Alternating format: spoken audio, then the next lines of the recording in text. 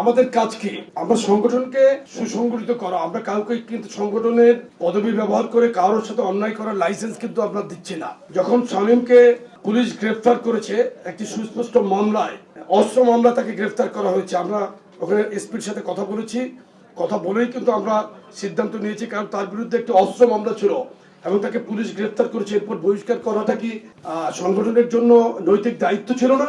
একজন সাংবাদিক যদি কোনো মিডিয়া হাউসের সাংবাদিক যদি কোনো জায়গায় কোনো মামলায় অভিযুক্ত হয়, তাহলে কি তাকে সেই হাউস পানিশমেন্টে নেবে না?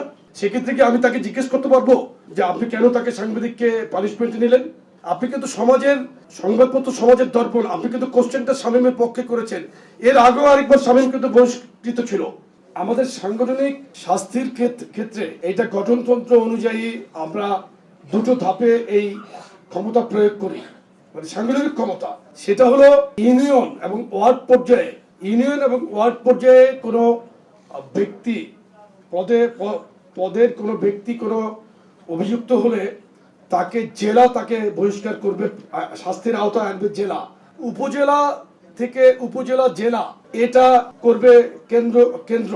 ওই আলোকেই আমরা করি। আবার কোন কোন ক্ষেত্রে, দু একটি ক্ষেত্রে ইউনিয়নের সেন্সিটিভ ইস্যু থাকলে আমরা সেখানে করি আইন প্রয়োগকারী সংস্থাকে ব্যবস্থা নেওয়ার জন্য বলি। এই কারণে সেন্ট্রাল যখন বহিষ্কার করে তখন প্রশাসন এটা খুবই গুরুত্বের সাথে নেয়। প্রত্যেকটি সেন্সিটিভ ইস্যুতে আমরা লোকাল এসপির সাথে কথা বলি। এখন আমাদের যেহেতু সোর্স আছে, গোয়েন্দা সংস্থার সাথে আমরা আমাদের নিজস্ব তদন্তের বাইরে আমরা গোয়েন্দা সংস্থার সহযোগিতা নেই।